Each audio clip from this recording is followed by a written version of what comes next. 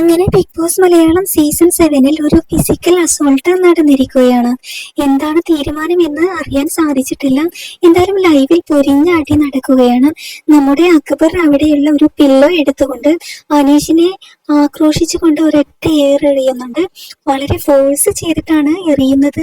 കാണുന്നവർക്കൊക്കെ അറിയാവുന്നതാണ്. മറ്റു മത്സരാർത്ഥികളൊക്കെ വന്ന് പിടിച്ചു മാറ്റുന്നുണ്ട്. അവിടെ വലിയൊരു പൊട്ടിത്തെറി തന്നെയാണ് നടന്നിട്ടുള്ളത്. ടാസ്കിനിടയിലുള്ള ചർച്ചയ്ക്കിടയിലാണ് ഈ സംഭവം ഉണ്ടായിട്ടുള്ളത്. മുമ്പും ഇതുപോലെ അക്ബറിന്റെ ഭാഗത്ത് നിന്ന് ഒരുപാട് ഫിസിക്കൽ അസോൾട്ടിനോട് സാമ്യമുള്ള കാര്യങ്ങൾ ഉണ്ടായിട്ടുണ്ട്. എന്തായാലും ഇതിനുള്ള തീരുമാനം ഉടൻ തന്നെ ഉണ്ടാകുന്നതാണ്.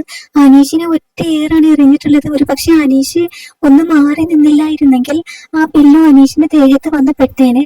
അതല്ല വേറെ വല്ല സാധനങ്ങളും അവിടെയുള്ള ഫ്ലവർ ബേസോ അങ്ങനെ എന്തെങ്കിലും സാധനം എടുത്തിട്ടാണ് അനീഷിനെ ഇങ്ങനെ എറിയുന്നത് എന്നുണ്ടെങ്കിൽ അവിടെ ആകെ സീനാകുമായിരുന്നു. എന്തായാലും ബിഗ് ബോസ് മലയാളം സീസൺ 7 ഇതുവരെ ഇങ്ങനെ ഒരു ഫിസിക്കൽ അസോൾട്ട് നടന്നു കാണില്ല.